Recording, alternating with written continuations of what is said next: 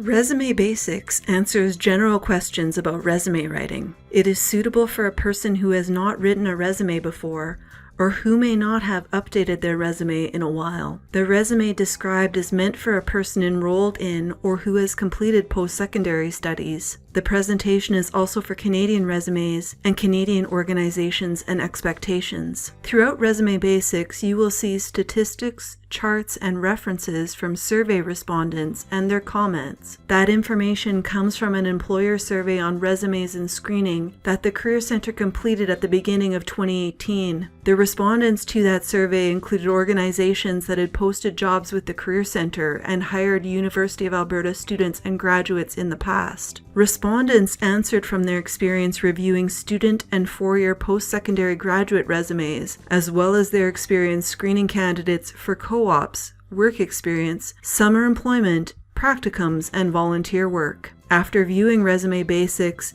if you have specific questions related to your resume or your field, visit our website at uab.ca/cc for information on rapid reviews and advising appointments, where you can get one-on-one help.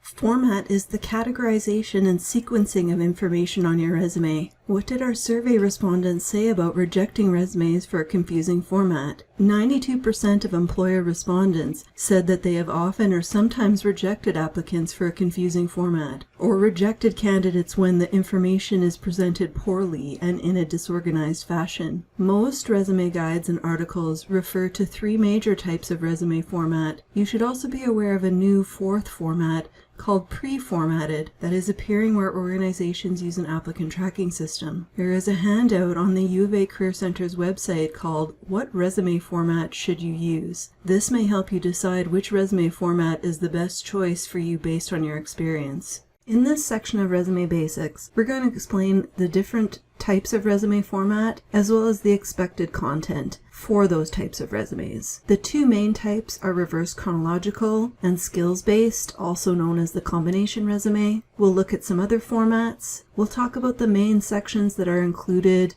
in most resumes, no matter what format you're using, as well as some optional sections that you may decide to include in your resume. The first type of resume format is the reverse chronological. Reverse chronological order means that you start with your most recent job or educational experience and then order your experience back in time, finishing with your oldest relevant experience. Under each experience, you record the skills that you used to accomplish the duties that were required for that position. In this type of resume, the emphasis is on your education and previous work experience, including your position title and the name of your employer. The Career Centre used to use the term combination format, but people didn't know what was being combined to create this format. We are now using the term skills-based format to describe how to organize this resume format type. In the skills-based format, the emphasis is on the skills that are relevant for the position, but not the place or time that you acquired these skills. After the skills section, there is an experience section with your employment record, such as position held, name of employer, and the dates of employment, which is listed in reverse chronological order. With the exception of the various skills sections, content is listed in reverse chronological order. For example, if your skills-based resume has an awards and scholarship section, each award and scholarship is listed in reverse chronological order from the most recent you received to the oldest award or scholarship that you received. This structure is very useful if you have used the same or similar skills in several different employment experiences and would like to bring them to the immediate attention of the person screening your resume. The skills-based format is also useful for people who have completed contract work where they worked on a few different projects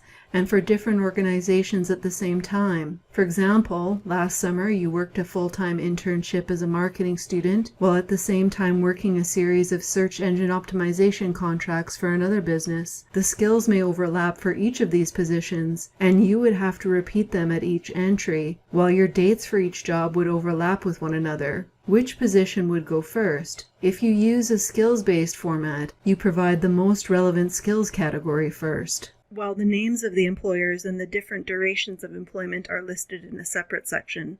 In the functional format, the emphasis is on your skills rather than your work history. It is based on the premise that it does not matter where or when you gained your skills as long as you have them. In fact, In some functional templates, no dates appear at all in the resume. Under each skill heading, you list specific duties performed. Skills headings should be arranged in order of their importance. For example, if the most important skill you need for the job is research, then you put it on your resume first. We don't include a sample functional format because this is the least popular resume format with our employer survey respondents, and we feel that you can gain the same effect by using a skills-based format. We also asked employer respondents about a new type of format called the preformatted resume, where applicants submit their resume directly into an applicant tracking system according to the organization's prepared formats and fields. Based on our survey, about 30% of organizations are using an ATS, but we expect that number will grow, and many systems will allow applicants to submit their resume by email or attach the resume and cover letter to their application in the ATS. LinkedIn is a good example of a pre-formatted resume. All resume formats include the following sections. Obviously, contact information so the organization can call you back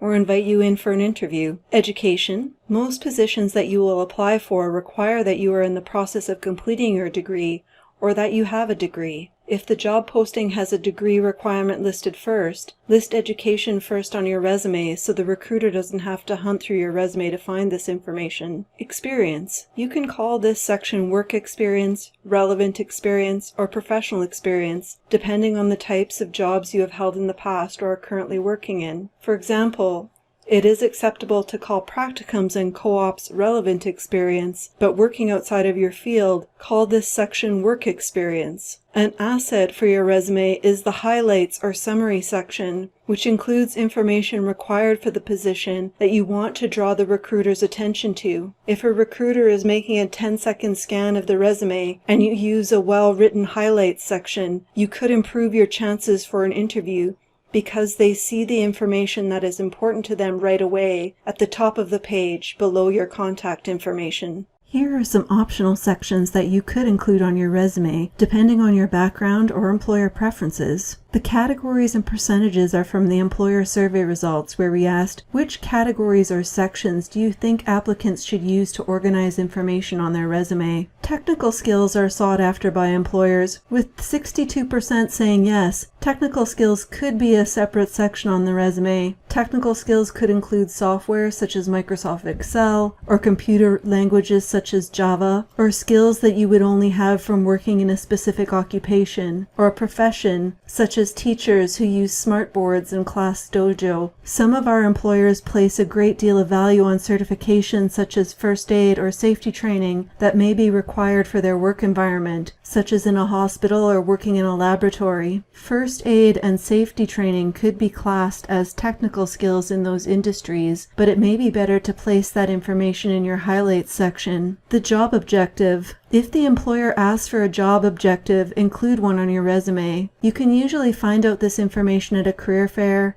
employer information session, or if they have a pre-formatted resume on their website that includes a job objective field. 49% of survey respondents prefer to see the job objective, but many respondents wrote comments saying that they strongly dislike the job objective section. We would recommend asking at a career fair or employer information session about the job objective, and if the organization wants one, what do they want in the job objective? Job objectives can also be useful if the organization has a general campus recruitment posting with many diverse opportunities, such as a posting that says new grads, engineering, finance, accounting, human resources, communications, and marketing positions. You can use the job objective to specify the stream you are qualified for. 52% of employers said yes.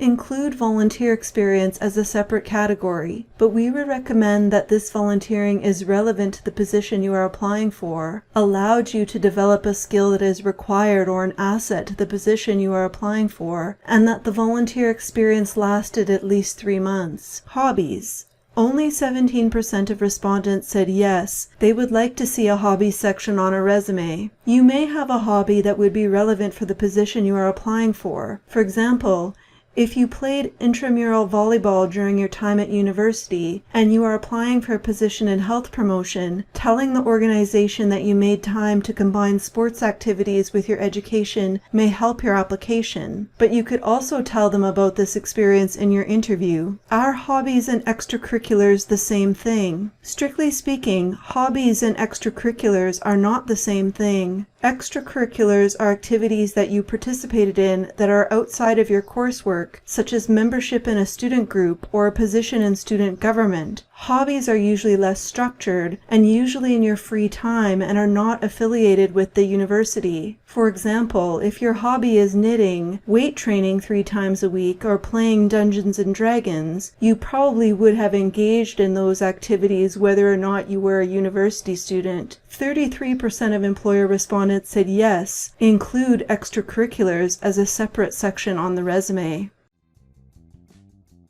Thanks for joining us for this video. You can receive additional resume assistance from the Career Center by attending a rapid review or booking a one-on-one advising appointment. You can find out more about these services and when they are available on our website, uab.ca/cc. You can also email us at yourcareercenter, all one word, @ualberta.ca with any resume or other career-related questions.